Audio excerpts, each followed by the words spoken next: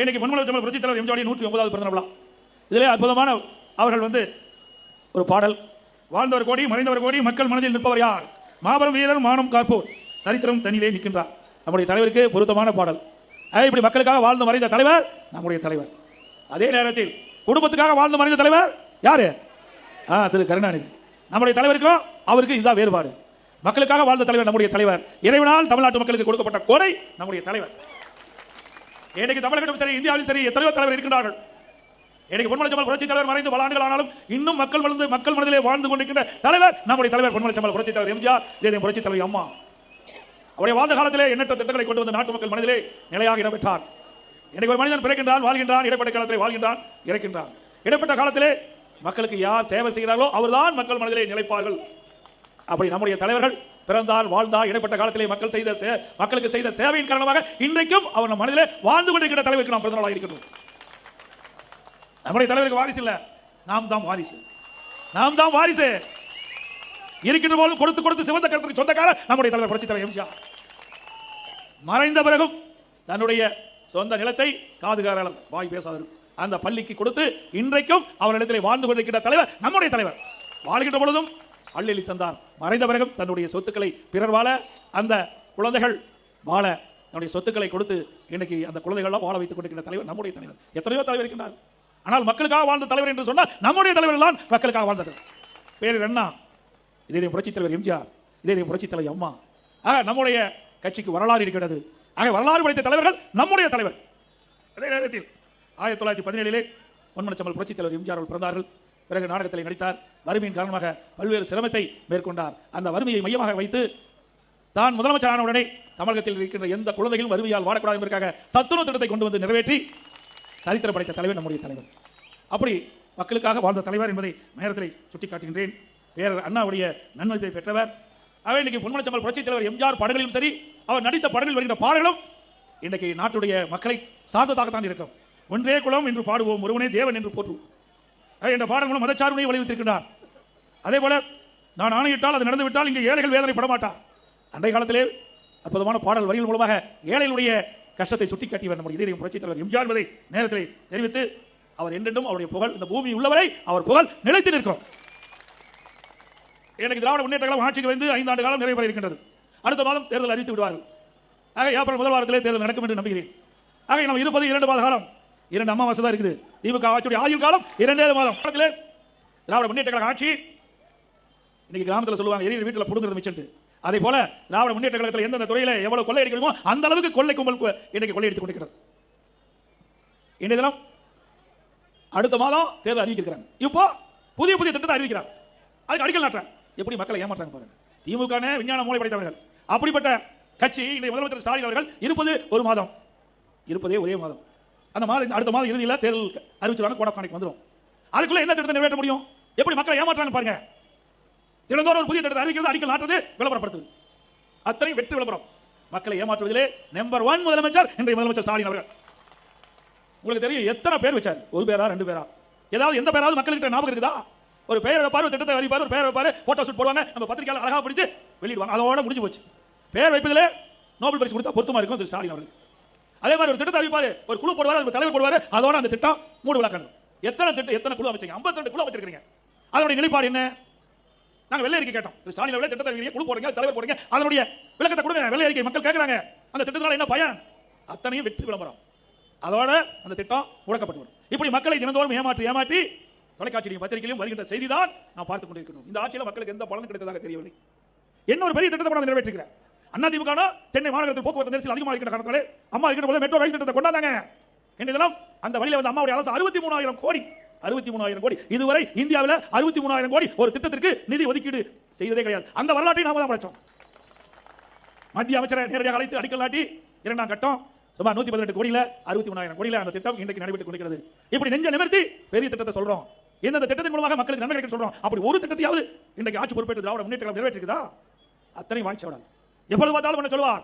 எடப்பாடி பழனிசாமி பிஜேபிக்கு அடிமை. எத்தனை முறையா சொல்றது? கேட்டு கேட்டு மக்களுக்கு பிடிச்சே போச்சு. வேற என்னத்தை வேற கீழே வந்திருக்காரு மாதிரி சொல்லிட்டு இருக்கிறேன். எடப்பாடி பழனிசாமி பிஜேபிக்கு அடிமை, அதிமுக பிஜேபி அடிமை, அதிமுக அலுவலகம் டெல்லியில் இருக்குது. இதைத்தான் நீ பேசிட்டு இருக்கிற. ஆனா நடைமுறையில் இருப்பது திமுக அலுவலகம் தான் டெல்லியில இருக்குது. நேற்று தினம் கனிமொழி பத்திரிகையில் பார்த்திருப்பீங்க, ஊடகத்தில் பார்த்திருப்பீங்க. காங்கிரஸ் திமுக கூட்டணியில் குழப்பம் வந்தாச்சு, விரிசல் வந்தாச்சு. காங்கிரஸ் கட்சிக்காரன் ஆட்சியில் பங்கு வேணும், கூடுதல் சீட்டு வேணும் கேட்கறாங்க. திமுக காரன் கொடுக்க முடியாது அப்படின்னு மறுக்கிறார். ரெண்டு பேரும் வார்த்தை போர் யுத்தம் நடைபெற்று விட்டது. உடனடியாக டெல்லிக்கு செல்கிறார் திருமதி கனிமொழி அவர்கள். மரியாதைக்குரிய ராகுல் காந்தியை சந்திக்கிறார். மரியாதைக்குரிய திருமதி சோனியா அம்மையாரை சந்திக்கிறார். பேச்சுவார்த்தை நடத்துகிறார். ஆக எங்கே அலுவலகம் இருக்குது திமுகவுக்கு? டெல்லியில இருக்குது. அண்ணா திமுக அப்படி அல்ல. நம்முடைய கூட்டணியை மதித்து, அண்ணா திமுகவை மதித்து, பாரதிய ஜனதா கட்சியிலே கிட்ட உயர்ந்த பதவியில் இருக்கிறவர்கள் நம்முடைய நம்பிக்கையை எண்ணி, நம்பிக்கை உரியவர் என்று எண்ணி நம் சென்னைக்கு வந்து இங்கே கூட்டணியை பேசி அப்பொழுது அறிவித்தோம். மதிப்புக்குரிய மரியாதைக்குரிய போற்றுதலுக்குரிய உள்துறை அமைச்சர் திரு அமித்ஷா அவர்கள் இங்கே வந்தார். பேச்சுவார்த்தை நடத்தணும். உடனடியாக அறிவிக்கப்பட்டது. அந்த அறிவிப்பில் தெளிவாக சொன்னார், அண்ணா திமுக பாரதிய ஜனதா கூட்டணி அமைக்கப்படும். அண்ணா திமுக இந்திய கூட்டணி அமைத்து விட்டோம். எங்கள் கூட்டணிக்கு அனைத்து அண்ணா திராவிட முன்னேற்ற கழகம் தலைமை தாங்கும். அண்ணா திமுக ஆட்சி அமைக்கும். எங்களுடைய கூட்டணி கட்சி வேட்பாளர் இபிஎஸ் என்று அப்பொழுதே தெளிவுபடுத்துறோம். இது கூட்டணி வரலாறு. ஆனா உங்களுடைய கட்சியில் என்ன கூட்டணி இருக்குதா இல்லையானே தெரியல. அந்த அளவுக்கு இன்னைக்கு வார்த்தை போர் முற்றி விட்டது. இன்னைக்கு உதயநிதி ஸ்டாலின் திரு ஸ்டாலின் அவர்கள் சொன்னார்கள், காங்கிரஸ் கை கொடுக்கும் சொன்னாங்க. காங்கிரஸ் கையை விட்டு நழுவுற மாதிரி இருக்குது. நிலம் அதுதான். கிட்டத்தட்ட 2 மாதத்துக்கு முன்பு நம்மை பற்றி எப்படி எல்லாம் விமர்சனம் செய்தார்கள். எடப்பாடி பழனிசாமி கூட்டணிக்கு கூவி கூவி அழைக்கிறார் என்று சொன்னார், கிண்டலா பேசினார்.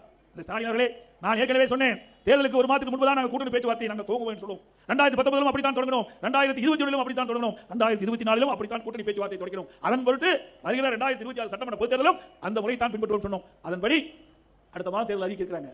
நாம் கூட்டணி பேச்சுவார்த்தை முடிச்சாச்சு. திமுகவில் இழுபறியாக இருந்து கொண்டிருக்கிறது, இன்னும் முடிவாகவில்லை.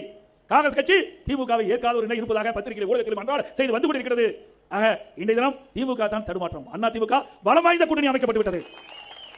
நம்முடைய கூட்டணியிலே அனைத்து அண்ணா திராவிட முன்னேற்ற கழகம் கூட்டணிக்கு தலைமை தாங்கிறது பாரதிய ஜனதா கட்சி இருக்குது, பாட்டாளி மக்கள் கட்சி இருக்குது, அம்மா மக்கள் முன்னேற்ற கழகம் இருக்குது, ஐஜேகே இருக்குது, தமிழ் மாநில காங்கிரஸ் இருக்குது, ஏசி சண்முகம் கட்சி இருக்குது, இன்னும் பல கட்சிகள் நம்மோடு இருக்கின்றன. இன்னைக்கு ஜெகன்மூர்த்தி அவர்கள் நம்மளோட தான் இருக்கார். இன்னும் பல கட்சிகள் நமக்கு ஆதரவு கொடுக்குது. இன்னும் சில கட்சிகள் வர இருக்கின்றன. இன்னும் மக்கள் என்ன எதிர்பார்க்கிறாங்க? திமுக ஆட்சி எப்பொழுது வீட்டுக்கு அனுப்பும், எப்பொழுது தேர்தல் என்று எதிர்நோக்கி கொண்டிருக்கிறார்கள். 2026 இந்த ஆண்டு நடைபெற்ற சட்டமன்ற பொதுத் தேர்தலில் நம்முடைய கூட்டணி 210 இடங்களிலே வெல்லும். அண்ணா திமுக தனி பெரும்பான்மையோடு ஆட்சி அமைக்கும். இன்னைக்கு 5 ஆண்டு அண்ணா திமுக 10 ஆண்டு 2019 2011 21 வரை சிறப்பான ஆட்சி கொடுத்தது. அண்ணா திமுக ஆட்சி ஒரு பொற்கால ஆட்சி என்று மக்கள் பேசுகிற அளவுக்கு பாராட்டுகளை பெற்றோம். புரட்சித் தலைவி அம்மா இருக்கிற பொழுது ஏராளமான திட்டங்களை கொடுத்தார்கள்.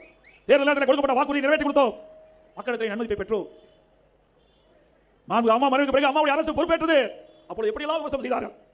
எடப்பாடி பழனிசாமி தமிழகத்துடைய முதலமைச்சர் பொறுப்பேற்கின்றார். இந்த ஆட்சி 10 நாளைக்கு நிக்குமா, 1 மாசம் நிக்குமா, 3 மாசம் நிக்குமா, 6 மாசமா நிக்கிறாங்க. 4 வருடம் 2 மாத காலம் சிறப்பான ஆட்சியை நாங்கள் கொடுத்தோம். எங்களுடைய ஆட்சி காலத்தில் ஏற்பட்ட இயற்கை பேரிடர்கள், ஆட்சி பொறுப்பேற்றவுடன் கடுமையான வறட்சி, சென்னை மாநகர மக்களுக்கு குடிப்பதற்கு கூட தண்ணீர் இல்லாத ஒரு சூழ்நிலை, எங்களுடைய நிர்வாக திறமையின் காரணமாக தங்குதடை இல்லாம நம்முடைய சென்னை மாநகர மக்களுக்கு குடிநீரை வழங்கிய அரசாங்கம் அண்ணா திமுக அரசாங்கம். அதே போல டெல்டா மாவட்டத்தில் கஜா புயல் பல மாவட்டங்கள் அடியோடு சீரழிந்து விட்டன. வேளாண் பெருமக்கள் பாதிக்கப்பட்டார்கள், பொதுமக்கள் பாதிக்கப்பட்டார்கள். புயல் வேகத்தில் செயல்பட்டு புயலுடைய அடிச்சுவடி இல்லாம நாங்க நிவாரண பணியை மேற்கொண்டு இயல்பு நிலைக்கு கொண்டு வந்த அரசாங்கம் அண்ணா திமுக அரசாங்கம். பிறகு கொரோனா எப்படி இருந்து உங்களுக்கு தெரியும். இவ்வளவு பேர் இங்கே அமர்ந்திருந்தோம். கிட்டத்தட்ட 1 வருடம் யாரையும் பார்க்க முடியாத சூழ்நிலை. ஒரு சோதனையான நேரம். காற்றில் எளிதாக பரவக்கூடிய வைரஸ் கிருமிகள், அந்த கிருமிகள் கொரோனா தொற்று ஏற்பட்டால் உயிருக்கே ஆபத்து ஏற்படும். அப்படிப்பட்ட சூழ்நிலை. அந்த காலகட்டத்தில் கூட அண்ணா திமுக ஆட்சியிலே சிறந்த நிர்வாக திறமையின் காரணமாக விலைமதிக்க முடியாத உயிரை காப்பாற்றிய அரசாங்கம் அண்ணா திமுக அரசாங்கம். இந்த கொரோனா வைரஸ் நோய் பரவல் எப்படி இருக்குதுன்னு தெரியல. அந்த நோய்வாய்ப்பட்டால் அதுக்கு என்ன அறிகுறின்னு தெரியல, அதுக்கு என்ன சிகிச்சை அளிக்குதுன்னு தெரியல, அதுக்கு என்ன மருந்து கிடையாது. அப்படிப்பட்ட சூழ்நிலை கூட நிர்வாக திறமையின் காரணமாக அனைத்து அண்ணா திராவிட முன்னேற்ற கழக அரசு மக்களுடைய துணை கொண்டு, நம்ம அதிகாரி பெருமக்களுடைய துணை கொண்டு, நம்முடைய மருத்துவருடைய துணை கொண்டு சிறப்பாக செயல்பட்டு இன்னைக்கு விலைமதிக்க முடியாத உயிரை காப்பாற்றிய பெருமை அண்ணா திமுக ஆட்சிக்கு தான் உண்டு. அந்த காலகட்டத்தில் கூட 32 மாவட்டத்தில் நான் நேரடியாக சென்றேன். ஒரு 14 மாவட்டங்கள் முடித்து விட்டது. 15வது மாவட்டத்தில் செல்கின்ற பொழுது திருச்சியிலே சென்றேன். அப்பொழுது ஒருவர் பேசிக் கொண்டிருந்தார். விவசாயி, தமாக கட்சி சேர்ந்தவர், பிரமாண்டமான உடல்கட்டுடையவர், 58 வயது என்று சொன்னார்கள். அவர்கள் மனு கொடுத்தார், அவருடைய கோரிக்கை வைத்தார். பிறகு நான் வீட்டுக்கு வந்தவரை அவருடைய கோரிக்கை படித்து பார்த்து அவரிடத்தில் தொடர்பு கொள்ளலாம் என்று பேசினேன். அவர் கொரோனாவால் மறைந்து விட்டார் என்ற செய்தி கேட்டேன். கொரோனா வைரஸ் தாக்கி அவர் மரணம் அடைந்தார். அப்பொழுதுதான் எனக்கே பயம் வந்தது. அது வரைக்கும் நான் மாஸ்கே போடல, துணிச்சலோடு போனேன். பிறகு இந்த வைரஸ் எப்படி கொடுமையான வைரஸ் என்று நான் நேரடியாக பார்த்து விட்டேன். அதனால் அப்படிப்பட்ட சூழலில் மக்களை பாதுகாத்த அரசாங்கம் அதிமுக அரசாங்கம்.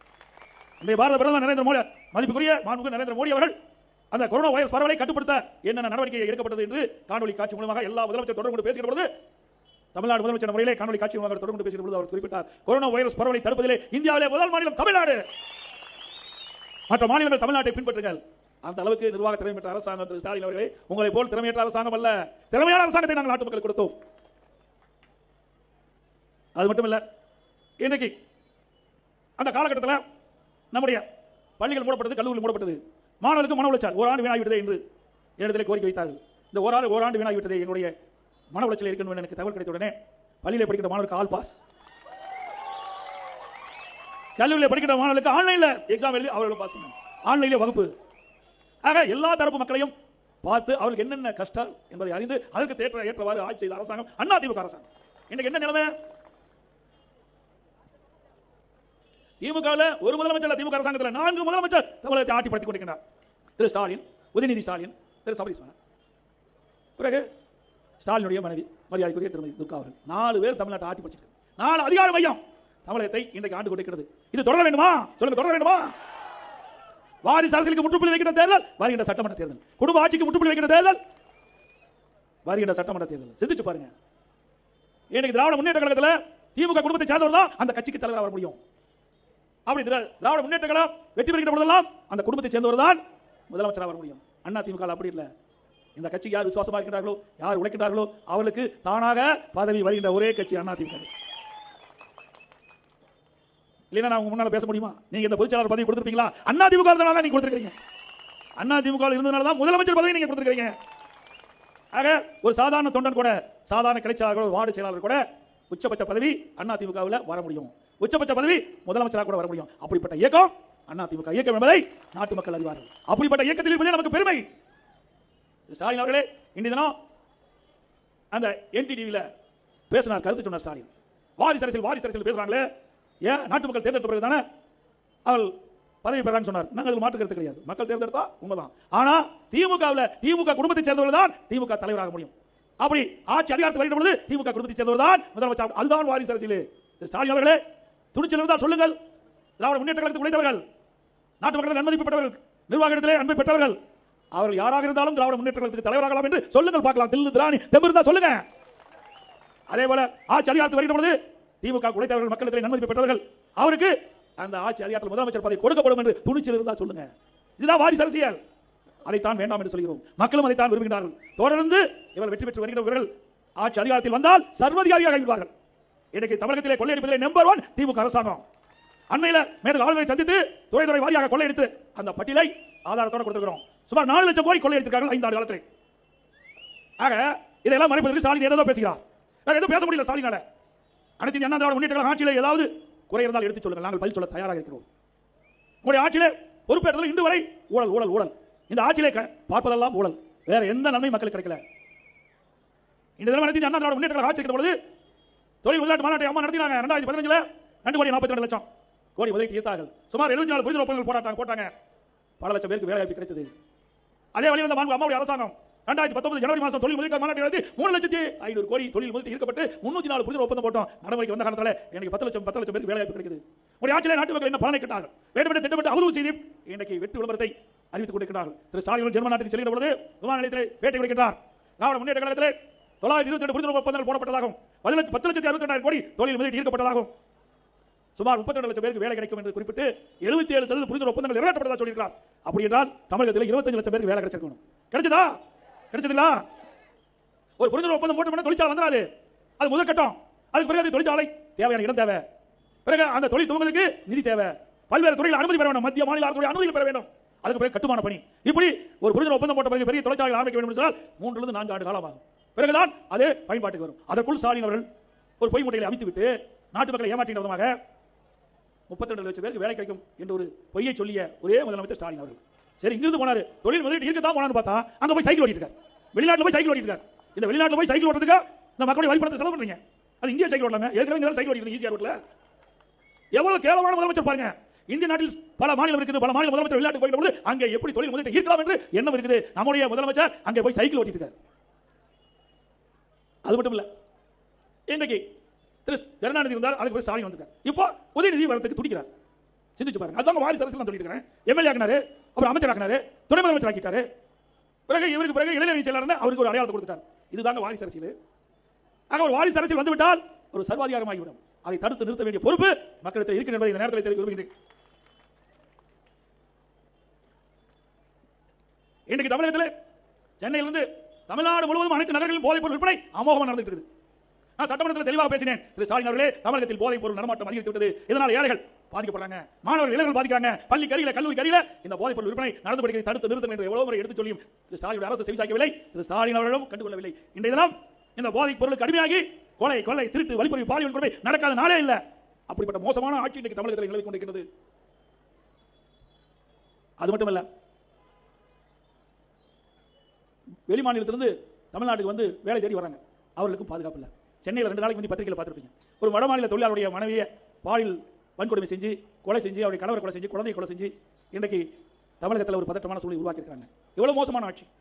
சமூகத்துறை அமைச்சர் அண்மையிலே தூத்துக்குடியில் பேசுகிற பொழுது ஒரு கருத்தை சொல்கிறார்.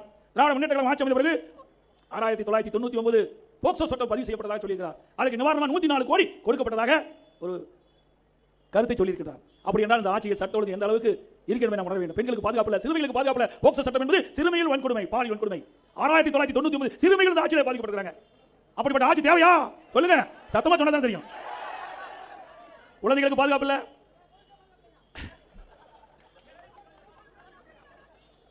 பெண்களுக்கு பாதுகாப்பு இல்லை, சிறுமிக்கு பாதுகாப்பு இல்லை, பாட்டியம்மாவுக்கும் பாதுகாப்பு இல்லை. இந்தியாவில் இவ்வளவு மோசமான ஆட்சி எங்கேயும் நடக்கல. இந்த மோசமான ஆட்சிக்கு முடிவு கட்டுவீங்களா? இங்க சொன்னாங்க, தம்பி சொன்னாங்க, திருமதி கனிமொழி அவர்கள் சென்னையில் ஒரு பொதுக்கூட்டம் நடத்தினாங்க. அந்த பொதுக்கூட்டத்துக்கு பெண் காவலர் வந்தாங்க. அந்த பெண் காவலரை 2 பேர் பாலியல் சீண்டல் பண்ணாங்க. அந்த பெண் காவலர் முதல்ல புகார் கொடுக்க போனாங்க, மிரட்டி புகார் கொடுக்காம வச்சுட்டாங்க. இப்படிப்பட்ட ஆட்சி தான் தேவை. தம்பி சொன்னது சரிதான். அதோட கேவலம், இன்றைக்கு ராமநாதபுரம் மாவட்டம் நினைக்கிறேன், அங்க ஒரு காவலர் பெண் காவலுடைய அந்த கழிப்பறையில் அங்கே ஒரு கேமரா வச்சு போட்டாரு. என்னங்க நாடு, என்ன முதலமைச்சர் இருக்கிறாரா, நாட்டில் இருக்கிறாரா இல்லையானே தெரியல. எவ்வளவு கேவலம்! ஒரு நாட்டு மக்களை பாதுகாக்கக்கூடிய காவலர்கள் இப்படிப்பட்ட தவறான செயலில் ஈடுபட சொன்னால் இந்த ஆட்சியுடைய நிர்வாகம் சரியில்லை. இன்றைக்கு தமிழகத்தில் டிஜிபி ஓய்வு பெற்றார். ஒரு டிஜிபி ஓய்வு பெறுவதற்கு 3 மாதத்துக்கு முன்பே அந்த மாநில அரசு மத்தியில் யூபிஎஸ்சிக்கு அந்த தகுதியான டிஜிபி பட்டியலை அனுப்பி சட்ட ஒழுங்கு டிஜிபி நியமிப்பதுதான் மரபு. அதன் அடிப்படையில் நியமிக்காதே இருந்தாங்க. ஒரு பொதுநல வழக்கு போட்டாங்க. உடனே ஸ்டாலினுடைய அரசாங்கம் 10 பேர் கொண்ட டிஜிபி பட்டியலை மத்திய யூபிஎஸ்சி அனுப்பிச்சது. அங்க கமிட்டியில் 3 பேர் தேர்ந்தெடுத்து மாநில அரசுக்கு அனுப்பிச்சாங்க. மாநில அரசு அந்த 3 பேர் கொண்ட டிஜிபி பட்டியல அதில் ஆய்வு செஞ்ச ஒரு தகுதியானவரை சட்ட ஒழுங்கு நிரந்தர சட்ட ஒழுங்கு டிஜிபி நியமிக்கணும். இதில் என்ன கஷ்டம் இருக்குது? ஏன்னா அந்த 3 பேரும் ஸ்டாலின் சொல்வதை கேட்க மாட்டாங்க, பொம்மை முதலமைச்சர் சொல்வதை கேட்க மாட்டாங்க. அதனால அது அப்படியே போடாதே 6 மாச காலத்தை ஓட்டிட்டார். அது மட்டும் இல்ல, ஒரு பொறுப்பு டிஜிபி போட்டார். அவர் உடல்ல சரியில்லை போய் மருத்துவமனையில் சேர்ந்தார். அதுக்கு ஒரு பொறுப்பு டிஜிபி போட்டாங்க.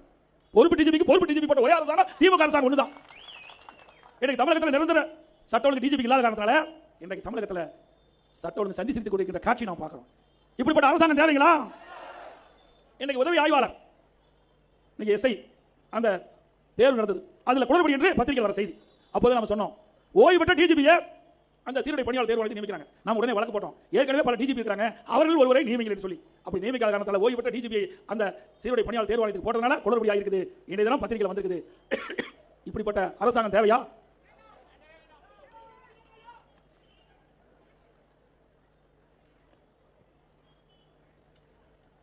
அது மட்டும் இல்ல, திராவிட முன்னேற்ற கழகத்தில் எல்லா துறையிலும் ஊழல் நிறைந்த துறையா இருக்குது. இன்னைக்கு மத்திய அரசாங்கம் அதுல அங்க வைக்கின்ற ஈடி, நகராட்சி நிர்வாகம் மற்றும்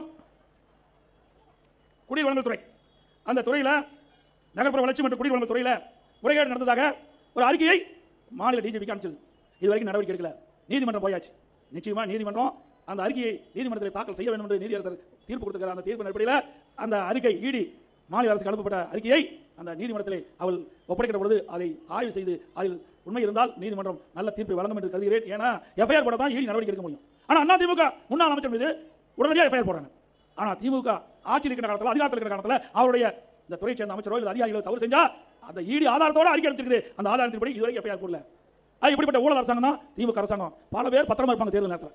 பல பேர், பல அமைச்சர்கள், பல திமுக காரர்கள் பத்திரமா இருக்க வேண்டிய இடத்துல நிச்சயமா இருப்பாங்க. இன்னைக்கு டாஸ்மாக் கடை தமிழ்நாட்டில் சுமார் 6000 கடை இருக்குது. 6000 கடையில் ஒரு நாளைக்கு 1.5 கோடி பாட்டில் விற்கிறாங்க. ஒரு பாட்டிலுக்கு 10 ரூபா வசூல் பண்ணாங்களா இல்லையா? அது யார் வசூல் பண்ணது? அவர் முன்னாள் அமைச்சர் ஆயிட்டார். ஆனால் முன்னாள் அமைச்சர் ஆனாலும் அந்த நிர்வாகத்தை அவர் தான் வச்சுட்டு இருக்காரு. இப்படிப்பட்ட நிலைமை இந்தியாவில் எங்கேயுமே இல்லை. அது மட்டும் இல்லை, ஒரு நாளைக்கு 1.5 கோடி பாட்டில், ஒரு பாட்டிலுக்கு 10 ரூபா, 15 கோடிங்க. மாசத்துக்கு 450 கோடி, வருஷத்துக்கு 5400 கோடி, 4 வருஷத்துல 22000 கோடி இந்த 10 ரூபா வசூல் செய்து மேலிடத்துக்கு போயிருந்த தகவல். அதையெல்லாம் விசாரித்ததான் டாஸ்மாக் கேஸ் பதிவு பண்ணிருப்பாரு எனக்கு கிடைத்த தகவல்.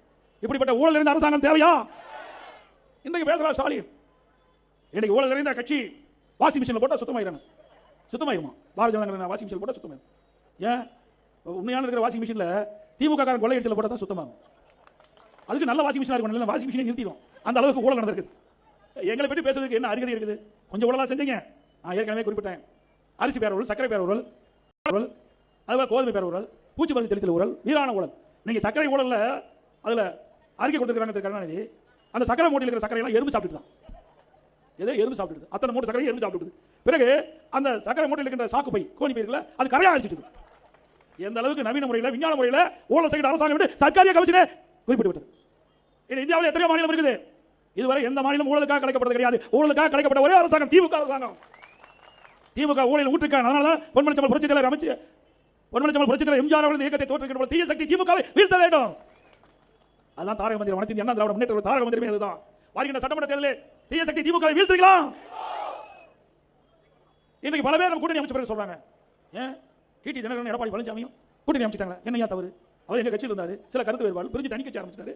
இப்போ நாங்கள் கூட்டணி அமைச்சிருக்கிறோம், ஒற்றுமையா இருக்கிறோம், தேர்தலை சந்திப்போம். அவரும் அண்ணா திமுக இருந்தாரு. இப்போ மீண்டும் அம்மாவுடைய அரசு அமைக்க வேண்டும்.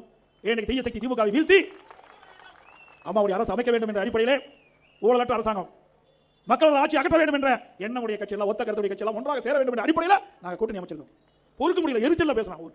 அவன் எது பார்த்தாலும் என்ன கூட்டணி அமைக்க மாட்டாங்க, எடப்பாடி பழனிசாமி பிஜேபி அமைக்க மாட்டாரு, டிடிவி அவர்களோட அமைக்க மாட்டாங்க, பிஎம்கே அமைக்க மாட்டாங்க, எல்லா கூட்டணியும் அமைச்சிட்டு. அதனால இப்படி பேசுறாரு. இன்னைக்கு கூட வைகோ பேசியிருக்காரு, எடப்பாடி என்னை பற்றி பேசியிருக்காரு. வைகோ அவர்களே, உங்களை வயது முடிந்தவர், உங்களை பேசுவது அவ்வளவு பொருத்தமாக இருக்கா? இருந்தாலும் பேசித்தான் ஆக வேண்டும். ஏன்னா எல்லாமே பத்திரிகை ஊடகத்தில் வந்து அதுக்கு பதில் சொல்ல வேணும்ல. நீங்கள் பேசாத பேச்சா திமுக பத்தியும் திரு கருணாநிதி பத்தி திரு ஸ்டாலின் பத்தியும் என்னென்னலாம் திட்டுறீங்க, எல்லாமே எங்களுக்கு ஆதாரமா இருக்குது. அவ்வளவு மோசமா பேசிட்டு அங்க போய் கொத்தடிமையா இருக்கிறீங்க. இன்னொன்னும் கேவலம், எல்லா கட்சியும் கூட்டணி சேர்றாங்க, அந்த கட்சி சின்னத்தில் இருப்பாங்க. ஆனா வைகோ மட்டும் திமுக சின்னத்தில் நிற்கிறாரு. ஆனா வைகோ கட்சி சொல்ற அப்பா அம்மா பேர் வைக்கிறாங்க, அது நிரந்தர பேரு. டெம்பரரியா பேர் வைக்கிற கட்சி தான் வைகோ கட்சி. ஏங்க இவர் கட்சியால இவருடைய கட்சி நிர்வாகிய திமுக சின்னத்தில் போய் நிக்க வச்சா அது எந்த கட்சி சொல்லுவாங்க? அதுவும் எந்த கட்சியில போட்டிட்டாலும் அந்த உறுப்பினர் அட்டை இருக்கணும். இந்த வைகோ அவருடைய கட்சியில் இருக்கிறவர்கள் திமுக கூட்டணி வச்சு திமுக சின்னத்தில் திமுக உறுப்பினர் அட்டை பெற்றிருந்தா தான் செல்லும். இப்பெல்லாம் வச்சுட்டு எங்களை பத்தி விமர்சனம் செய்யறீங்களே. உங்களுடைய மகன் அவர்கள் நாடாளுமன்ற தேர்தலில் திருச்சியில் எப்படி எல்லாம் அழுதார் நாட்டு மக்களுக்கு தெரியும். நான் திமுக சின்னத்தில் நிற்கவே மாட்டேன், சுயேட்சை சின்னத்தில் நிற்பேன், கலரி அடம்பிடிச்சு பிறகு சுயேட்சை சின்னத்தில் நின்றார். இதெல்லாம் வரலாறு மறந்து நீங்கள் பேசாதீங்க. பேசினால் நாங்களும் அதற்கு எங்களுடைய நிர்வாகிகள் தகுந்த பதிலடி கொடுப்போம். அதே போல திராவிட முன்னேற்ற கழகம் ஆட்சிக்கு வந்து இன்னைக்கு மின் கட்டணம் 62% உயர்ந்தது. ஆண்டுக்கு 6% உயர்த்தாங்க. அண்ணா திமுக ஆட்சியில் 2000 மின் கட்டணம் கட்டிங்களா, இப்போ 4000 மின் கட்டணம் கட்டணும். அதே போல வீட்டு வரி 100% உயர்த்திட்டாங்க. சென்னை மாநகராட்சியில் கடைக்கு 150% உயர்த்திட்டாங்க. ஆண்டுக்கு 6% உயர்த்தப்படும் அறிவிப்பு கொடுத்து கடந்த ஆண்டு அறிவிச்சாங்க. இந்த ஆண்டு 6% உயர்த்தி 106% வசூல் பண்றாங்க. குடிக்கட்டம் உயர்ந்து குப்பைக்கு வரி போட்ட ஒரே அரசாங்கம் திமுக அரசாங்கம். குப்பைக்கு வரி போட்டாங்க. அதோட இன்னைக்கு சென்னை மாநகராட்சியில் நீங்க வீடு கட்டணும்னா அதுக்கு இல்லை கட்டணம் செலுத்த வேண்டும். மாநகராட்சியில் 1000% வீடு கட்டணும். அண்ணா திமுக ஆட்சியில் கழிவுநீர் கட்டமைப்பு டெபாசிட் 37,500 கட்டினா போதும். இன்னைக்கு திமுக ஆட்சியில் கிட்டத்தட்ட கழிவுநீர் கட்டமைப்பு டெபாசிட் தனி 20,000, தனி கட்டணம் 88,000, 1,08,000 ரூபாய் இன்னைக்கு கட்டினா தான் அந்த கட்டணத்துக்கு அனுமதி கிடைக்கும். வீடு கட்டலாம் சரி, கடை கட்டலாம் சரி. எவ்வளவு உயர்த்திருக்காங்க பாருங்க. ஒரு பக்கம் மின் கட்டணம் உயர்வு, ஒரு பக்கம் வீட்டு வரி உயர்வு, கடை வரி உயர்வு, குடி வரி உயர்வு. இன்னைக்கு இந்த அப்ரூவ் பண்றதுக்கு கட்டிட கட்டணமும் அதிகம். அதோட பத்திரப்பதிவு 37% ஊத்திட்டாங்க, 33% உயர்த்தப்பட்டது. விலைவாசி உயர்வு மின் முட்டிக்கிற அளவுக்கு உயர்ந்து போச்சு. இன்னைக்கு வேலை வாய்ப்பு குறைஞ்சு போச்சு, செலவு அதிகரித்து விட்டது, மக்கள் படிக்கிற திண்டாட்டம். அதையெல்லாம் இந்த அரசு கண்டுகொள்ளவில்லை. இன்னைக்கு அண்ணா திமுக கிட்டத்தட்ட பாத்தீங்கன்னா 40% இன்னைக்கு இந்த உணவுப் பொருட்கள் விலை உயர்ந்து போச்சு. ஆக தமிழகத்திலே மக்கள் வாழ முடியாத சூழ்நிலை இந்த ஆட்சியிலே பார்க்கப்படுகின்றதை நேரத்தில் எண்ணி பார்க்க வேண்டும். அதோட கட்டுமான பொருள் இனிமேல் திமுக ஆட்சியில் வீடே கட்ட முடியாது. கனவுல வீடு கட்டி மகிழலாம், நிஜத்தில் வீடே கட்ட முடியாது. சிந்திச்சு பாருங்க. இப்படி இவ்வளவு விலை உயர்ந்த பிறகு வீடு கட்ட முடியுமா? கனவுல கட்டலாம். திமுக ஆட்சி இருக்கிற வரை அவ்வளவு உயர்த்தி விட்டாங்க.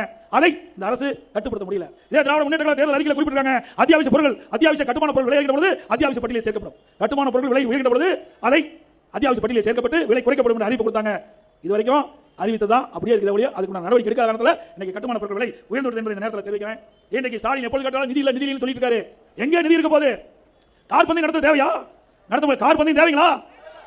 இங்க நினைச்சு பாருங்க. பல நூறு கோடி ரூபாய் செலவு செஞ்சு சென்னையுடைய மத்திய பகுதியில் கார் பந்தயம் நடத்துறார் உதயநிதி ஸ்டாலின். இதுக்கு தான் ஒரு துணை முதலமைச்சர் ஆயிருக்காரு. நாட்டு மக்களுடைய பிரச்சனை தீர்ப்பதில்லை, கார் பந்தயம் நடத்துவதற்கு ஒரு அமைச்சர் வந்திருக்காங்க, துணை முதலமைச்சர் தான். பிறகு எழுதாத பணம் நடுக்கட்டில் கொடுக்கிறாங்க, 82 கோடி அதுக்கு செலவு. யாருடைய பணம்? உங்களுடைய வரி பணம். எழுதாத பணம் எங்க வச்சா என்ன? அவருடைய நினைவுக்கு முன்னாடியே ஒரு 2 கோடி வைக்கிறாங்க, வேண்டாம்னு சொல்லியே. எழுதுற பேனாவை நம்முடைய மாணவர்களுக்கு கொடுங்க, மாணவர்கள் பாராட்டுவாங்க. இதே பொன்மனச்செம்மல் புரட்சித் தலைவர் எம்ஜிஆர், இதே புரட்சித் தலைவர் அம்மாவுடைய அரசு இருந்தால் இதைத்தான் செயல்பட்டு இருக்கும். எழுதாத பேனாவுக்கு கடல் வைப்பதற்கு 82 கோடி நிதி ஒதுக்கிய அரசாங்கம் தேவையா? அதே போல இந்த ஆட்சி அமைந்த பிறகு போராட்ட களம் மாறி போச்சு. ஆசிரியர் ஒரு பக்கம் போராட்டம், அரசு ஊழியர் ஒரு பக்கம் போராட்டம், ஏனை சத்துணவு அமைப்பாளர் ஒரு பக்கம் போராட்டம், டாக்டர் போராட்டம் தொடர்ந்து இன்னைக்கு அறிவிச்சிட்டாங்க. செவிலியர் ஒரு பக்கம் போராட்டம், விவசாயிகள் ஒரு பக்கம் போராட்டம், போக்குவரத்து தொழிலாளர் ஒரு பக்கம் போராட்டம். தமிழ்நாடு ஒரு போராட்ட களமாக மாறிவிட்டது. எல்லாம் தேர்தல் வரும்னு பார்த்துட்டு இருக்காங்க. தேர்தல் வந்தா வெச்சு செய்வாங்க திமுக. இத்தனை பேரை ஏமாத்தி வாக்குறுதியை கொடுத்துட்டு ஆட்சி வந்தீங்களே, கொடுக்கப்பட்ட வாக்குறுதி நிறைவேற்ற வேண்டும் அல்லவா? அதனால இந்த அமைப்பு போராட்டம் வருது. தூய்மை பணியாளர்கள் போராடுறாங்க. அவர்களும் அதே போல பல வாக்குறுதிகளை ஒன்று நீட் தேர்வு ரத்து செய்யப்படும். ஸ்டாலினுடைய தேர்தல் அறிக்கையில் குறிப்பிட்டிருக்காங்க, திராவிட முன்னேற்ற கழகம் ஆட்சிக்கு வந்தால் முதல் கையெழுத்து நீட் தேர்வுக்கு விதிவிலக்கு அளிக்கப்படும். பிறகு உதயநிதி ஸ்டாலின் சொன்னாரு, நீட்டுக்கு விதிவிலக்கு கொடுப்பதற்கு எங்களுக்கு ரகசியம் இருக்குன்னு சொன்னார். ரகசியத்தை சொன்னாரா? ஆனா கடந்த கூட்டத்தொடரில் ஸ்டாலின் ரகசியம் சொல்லிட்டார். உச்சநீதிமன்றம் தீர்ப்பு கொடுத்த காரணத்தால நீட் தேர்வுக்கு விதிவிலக்கு தர முடியாது. ஆட்சி வருவதற்கு முன்பு ஸ்டாலின் பல அறிக்கைகள் வெளியிட்டாங்க, பல வாக்குறுதிகள் கொடுத்தாங்க தேர்தல் அறிக்கையில். அது ஒன்று, கடனை படிப்படியாக குறைக்கப்படும், அதுக்கு நிதி மேலாண்மை குழு அமைக்கப்படும், அந்த குழு நிபுணர்களே இடம்பெறுவார்கள். அதனால நிபுணர் குழு அமைக்கப்பட்டு கடன் சுமை தமிழ்நாட்டில் குறைக்கப்படும் அப்படின்னு சொன்னாங்க. எப்ப நிபுணர் குழு அமைச்சாங்களோ அப்பவே கடன் வாங்க ஆரம்பிச்சாங்க. நிபுணர் குழு அமைப்பது கடன் குறைப்பதற்கு, கடன் வாங்குவதற்கு தான் நிபுணர் குழு அமைச்சர் ஸ்டாலின் இதுவரைக்கும் 5 லட்சம் கோடி வாங்கிட்டார். 5 லட்சம் கோடி கடன் வாங்கிக்கிறீங்க. 73 ஆண்டு காலம் தமிழகத்தில் பல்வேறு கட்சிகள் ஆண்டு இருக்குது. காங்கிரஸ் கட்சி ஆண்டு இருக்குது, திமுக கட்சி ஆண்டு இருக்குது, அதிமுக இருக்குது, மீண்டும் திமுக அதிமுக மாறி 2021 வரை தமிழ்நாட்டுடைய கடன் அளவு 5,18,000 கோடி. கொரோனா காலம் ஒரு வருமானம் கிடையாது அரசாங்கத்துக்கு. திறம்பட ஆட்சி செஞ்சோம். அம்மாவுடைய அரசு திறமையாக நிர்வாக திறமை காரணமாக வரி வருவாய் இல்லாம ஆட்சி ஒரே அரசாங்கம் அதிமுக அரசாங்கம். டாஸ்மாக் கடை மூடப்பட்டது. அது வந்து வரி வருவாய் கிடையாது, எக்ஸைஸ் வரி கிடையாது, ஜிஎஸ்டி கிடையாது, பத்திரப்பதிவு கிடையாது, வரி வருவாய் கிடையாது, ரோட் டாக்ஸ் கிடையாது. இப்படி எதிலுமே வருவாய் இல்லாம பெட்ரோல் டீசல் விற்பனை வரி கிடையாது, வரி வருவாய் கிடையாது. ஆக அரசாங்கத்துக்கு வருகின்ற வரி வருவாய் எதுவுமே இல்லாம ஆட்சி ஒரே அரசாங்கம் அதிமுக அரசாங்கம். அப்ப கூட விலைவாசி இல்லைங்க, மக்கள் பாதிக்கல. அந்த காலகட்டத்தில் கூட எல்லா குடும்பத்துக்கும் 1000 கொடுத்த அரசாங்கம் அதிமுக அரசாங்கம். சென்னையில் 2000 கொடுத்தோம், மீண்டும் 1000 கொடுத்தோம். அதோட தைப்பொங்கல் வரைக்கும் எல்லா இடங்களிலும் தைப்பொங்கல் கொண்டு வருவதற்காக எல்லா குடும்பத்துக்கும் 2000 ரூபாய் கொடுத்த அரசாங்கம் அதிமுக அரசாங்கம். கஜானாவில் நிதியே இல்ல, அரசுக்கு வருகின்ற வருவாய் இல்ல. கொரோனா காலத்தில் 40,000 கோடி செலவு செஞ்சோம். இவ்வளவு இருந்து ஆட்சி அரசாங்கம் அதிமுக அரசாங்கம். உங்க ஆட்சியில் புயல் வந்ததா, கொரோனா வந்ததா, வறட்சி வந்ததா? ஒண்ணுமே இல்லையே. எப்படி 5 லட்சம் கோடி வாங்குறீங்க? எல்லாம் ஊழல் ஊழல் ஊழல் ஊழல், எல்லா துறையும் ஊழல். அது மட்டும் இல்ல, 2020-21 ஆண்டு அனைத்து அண்ணா திராவிட முன்னேற்ற ஆட்சி இருக்கிற பொழுது வரி வருவாய் அதை விட 2024-25 ஆண்டு திமுக ஆட்சியில் 1,36,000 கோடி வருவாய் அதிகமாக இருக்குது. ஒரு பக்கம் வருவாய் அதிகமாக இருக்குது, திட்டங்கள் எதுவும் இல்ல, ஒரு பக்கம் கடன் வாங்கிட்டு இருக்காங்க. இதுதான் ஊழல் இருந்த அரசாங்கத்துக்கு சான்று. இந்த கடன் வாங்க யார் கட்டது? நீங்க தான் கட்டணும். உங்க தலையில இந்த மேலே அத்தனை தலையில வெச்சு போச்சு. பத்திரிகையாளர் நல்லா போடுங்கப்பா, இதெல்லாம் போட மாட்டீங்க. உங்களுக்கு சேர்ந்து தான் வரி விதிக்கிறாங்க. 5 லட்சம் கோடியை மக்கள் மீது வரி போட்டு தான் வசூல் பண்ணி கட்ட வேணும். எப்படி கட்டணும்? நல்லா சிந்திச்சு பாருங்க. இன்னைக்கு கிட்டத்தட்ட ஒரு 10 லட்சம் கோடி கடன் ஆகி போச்சு. இந்த கடனுக்கு வட்டி கட்டணும், வாகன கடனை திருப்பி செலுத்தணும். எவ்வளவு ஒரு மோசமான ஆட்சி இருப்பாங்க. ஏதாவது திட்டம் வந்திருக்கா? அதுவும் இல்ல. நம்முடைய ஆட்சி 63,000 கோடிக்கு மெட்ரோ ரயில் திட்டம் பண்ணணும், பல பாலங்களை கட்டி கொடுத்தோம், பல்வேறு திட்டங்களை கொண்டு வந்தோம். ஒரே ஆண்டு 11 அரசு மருத்துவமனை சாதனை படிச்சோம். 6 புதிய மாவட்டத்தை உருவாக்கி காட்டினேன். உங்களுடைய ஆட்சி ஒரு புதிய மாவட்டத்தை உருவாக்க முடியுதா? ஒரு அரசு மருத்துவமனை கொண்டாட முடியுதா? 7 சட்டக்கல்லூரி திறந்தோம், 21 பாலிடெக்னிக் கல்லூரி, 68 கலை மற்றும் அறிவியல் கல்லூரி, அதேபோல 5 கால்நடை மருத்துவ ஆராய்ச்சி நிலையம், பிரமாண்டமான ஆசியாவிலே மிகப்பெரிய கால்நடை பூங்கா 1000 கோடி கொடுத்திருக்கிறோம். அதேபோல வேளாண்மை கல்லூரி 4 திறந்திருக்கிறோம். இப்படி பல கல்லூரி திறந்து கல்விக்கு எப்படி எண்ணிக்கை உயர்ந்திருக்குது. 2017 ஆண்டு பிரச்சனை தெரியாமல் தமிழக முதலமைச்சர் பொறுப்பேற்ற பொழுது 132 பேர் திமுக ஆட்சியில் பட்டப்படி படிச்சாங்க, உயர்கல்வி படிச்சிருந்தாங்க. மாண்பு அம்மா எடுத்த நடவடிக்கை இந்த துறைக்கு அதிக நிதி செய்தாங்க, கல்வித்துறைக்கு. அதனால மறுமலர்ச்சி 2019-20 அனைத்து அண்ணா திராவிட முன்னேற்ற ஆட்சி இருக்கிற போது 154 பேர் உயர்கல்வி படிச்சாங்க. மத்திய அரசு நினைக்கப்பட்ட 2030 அடைய வேண்டிய இலக்கை 2019 அடைஞ்சோம். இதுதான் சாதனை. இன்றைக்கு நிலைமை என்ன? இன்றைக்கு புள்ளி வரும். மக்கள் நல்வாழ்வுத்துறை அமைச்சரே பேட்டி ஒரு அமைச்சர், அவர் மக்கள் நல்வாழ்வுத்துறை அமைச்சர் பத்திரிகை பற்றி செய்தி இன்னைக்கு 48% வந்துட்டு 54 48% குறைஞ்சு போச்சு. உங்களுடைய ஆட்சியில் உயர்கல்வி படிப்பு எண்ணிக்கை குறைஞ்சு போச்சு. அதிமுக பொறுத்த வரைக்கும் கல்வியிலே ஒரு சிறந்த மாநிலமாக நாங்கள் உருவாக்கி காட்டுவோம். இன்னைக்கு எந்த ஒரு மாநிலம் கல்வியை சிறக்கிறதோ அங்கே அமைதி கிடைக்கும், வளம் கிடைக்கும், பொருளாதார மேம்பாடு. அப்படிப்பட்ட ஒரு திட்டத்தை மாண்பு அம்மாவர்கள் நமக்கு வழிகாட்டியாக செய்துவிட்டு சென்றால் அதை நாம் கடைபிடித்து சாதனை படைத்தோம். அதே போல துறை வாரியாக தேசிய அளவில் விருதுகளை பெற்றோம். ஒவ்வொரு துறையும் சிறப்பாக செயல்பட்டு தேசிய அளவில் விருதுகளை அதிகமாக பெற்ற ஒரே அரசாங்கம் இந்தியாவில் அதிமுக அரசாங்கம். உள்ளாட்சித்துறை 104 சொல்றேன். திறமை இருந்தால் தில்லு இருந்தால் ஒரு மீட்டிங் போடு, ஒரு ஸ்டேஜ் அமைங்க. நீங்க எங்க கூப்பிடுங்க நாங்க வரேன். நீங்க ஒரு ஆட்சியில் கொண்டு வந்த திட்டத்தை சொல்லுங்கள். அனைத்து அண்ணா திராவிட முன்னேற்ற ஆட்சியில் கொண்டு வந்த திட்டத்தை சொல்லுவோம். மக்கள் நலனியாக இருந்து தீர்ப்பை வழங்கட்டும். இதுவரைக்கும் பதிலே இல்ல.